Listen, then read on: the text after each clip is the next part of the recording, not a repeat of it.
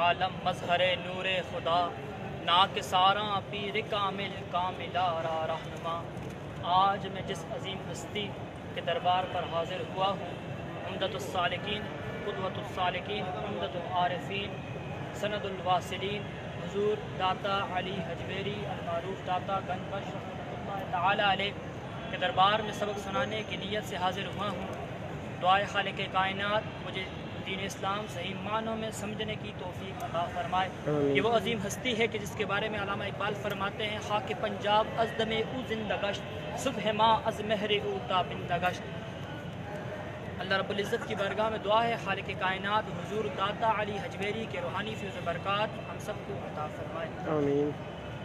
نحمدہ ونصلی ونسلم علی رسولہ الکریم، اما بعد فاعوذ باللہ من الشیطان الرجیم، بسم اللہ الرحمن الرحیم۔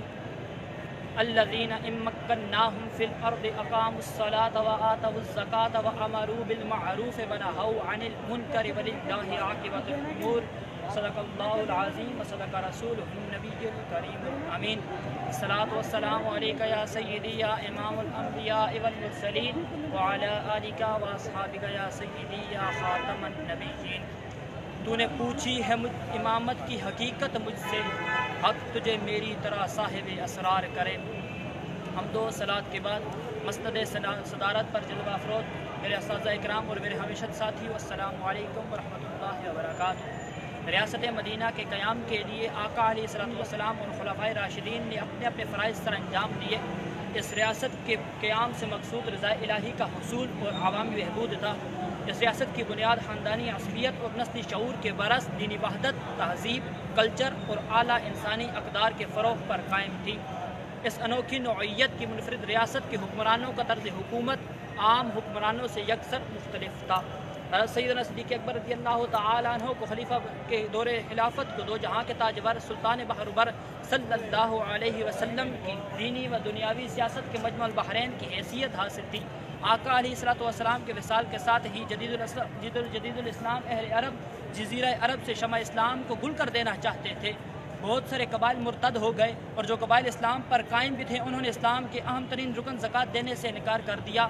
جھوٹے مدعیان نبوت اسلام کو زیر و زبر کر دینا چاہتے تھے، جس کے دفاع کے لیے 8 ماہ تک یمامہ کی سرزمین شدت کے ساتھ میدان جنگ کا نقشہ پیش کرتی رہی۔ ان نازک حالات میں حضرت سیدنا صدیق اکبر رضی اللہ تعالیٰ عنہ کی روشن ضمیری استقلال و استقامت ہی نے اسلام کی کشتی کو بھنور سے نکایا۔ جن حالات میں حضرت عمر فاروق رضی اللہ تعالیٰ عنہ جیسے جلیل القدر صحابی بھی منکرین زکوٰۃ پر تلوار اٹھانے کے قائل نہ تھے، ان حالات میں حضرت سیدنا صدیق اکبر رضی اللہ تعالیٰ عنہ نے بزور بازو سے زکوٰۃ وصول کر کے اسلام کو اپنے پاؤں پر کھڑا کر دیا۔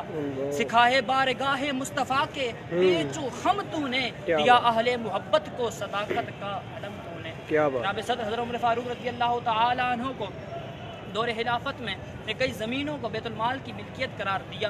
اسی طرح مسلمان کسی علاقے کو فتح فرماتے تو بے بہا مال غنیمت خزانے کا حصہ بنتا۔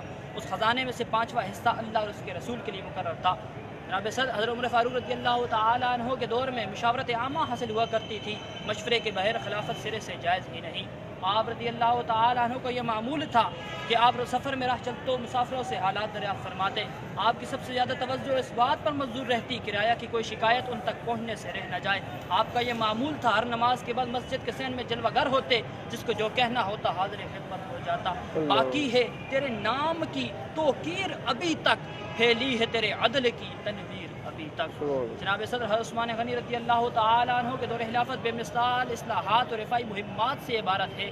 سادہ طرز زندگی، سادہ اتوار، اعلیٰ اخلاق، عام آدمی تک رسائی، ظلم و جور سے نفرت، زیادتی و تجاوز سے دوری آپ کے شاہکار کارناموں میں شامل ہے۔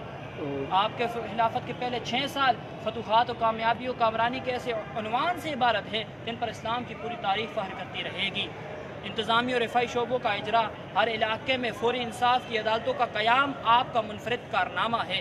حضرت عثمان غنی رضی اللہ تعالیٰ عنہ ہر صوبے کے گورنروں، قاضی اور ارکان دولت کی چھان پھٹک کر کے نہایت زیرک اور محنتی حاکم مقرر فرماتے۔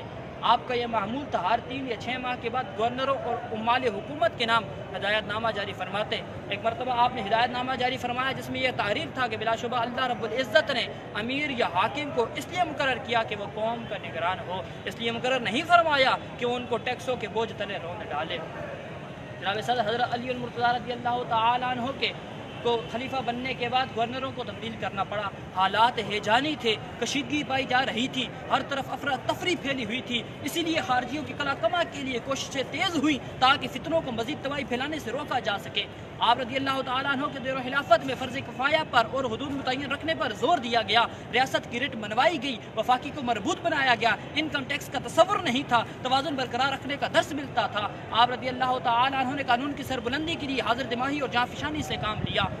علی المرتضیٰ رضی اللہ تعالیٰ عنہ نے باغیوں سے نمٹنے کا صحیح راستہ چنا گیا اور باغیوں سے نمٹنے کا صحیح راستہ چنا گیا، سیاسی عمائدین کے ساتھ مسائل کا حل نکالنے کے لیے ضابطہ طے کیا گیا۔ علی المرتضیٰ رضی اللہ تعالیٰ عنہ انتخابی اصلاحات متعارف کرانے والے پہلے شخص ہیں۔ اعلیٰ حضرت فرماتے ہیں تیرے غلاموں کا نقش قدم ہے راہ خدا، وہ کیا بہک سکے جو یہ سراغ لے کے چلے۔ ریاست مدینہ کے بعد پاکستان وہ پہلی اسلامی جمہوریہ اسلامی نظریے کی بنیاد پر مارد وجود میں آئی۔ قیام پاکستان کے دوران قائد اعظم محمد علی جناح سے پاکستان کی قانون سازی کے بارے میں پوچھا گیا تو آپ نے جواب میں ارشاد فرمایا کہ پاکستان کی قانون سازی آج سے 1400 سال پہلے ہو چکی، لیکن افسوس آج اس اسلامی جمہوریہ پاکستان میں سرمایہ داروں، جاگیرداروں اور چوروں کا قبضہ ہے۔